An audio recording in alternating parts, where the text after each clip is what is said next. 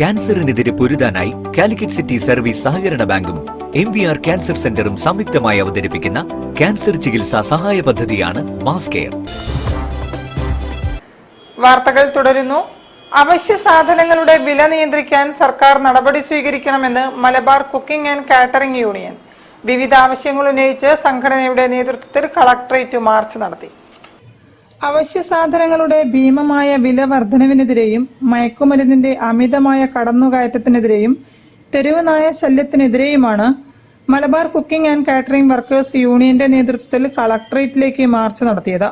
MK Raghavan MP ഉദ്ഘാടനം ചെയ്തു. തെരുവ് നായ ശല്യം ഇല്ലാതാക്കാൻ സർക്കാർ നടപടികൾ സ്വീകരിക്കണമെന്ന് MP ആവശ്യപ്പെട്ടു.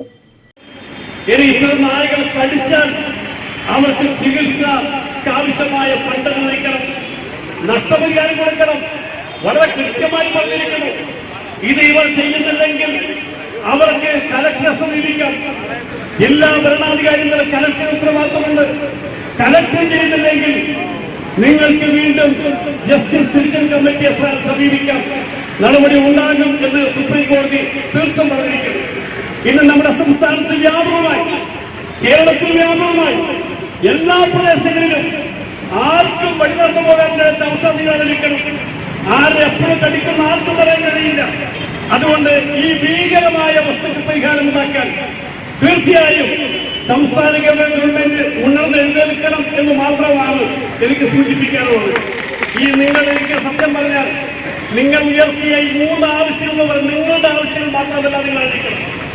നിങ്ങളുടെ വലിയ മനസ്സിന്റെ മുമ്പിൽ ഞാൻ നമസ്കാരം പറയാൻ വേണ്ടി ആഗ്രഹിക്കുന്നു.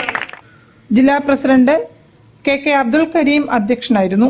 ജില്ലാ സെക്രട്ടറി ഗോകുൽദാസ്, മുജീബ് വെള്ളയിൽ എന്നിവരും സംസാരിച്ചു. News bureau, Kozhikode.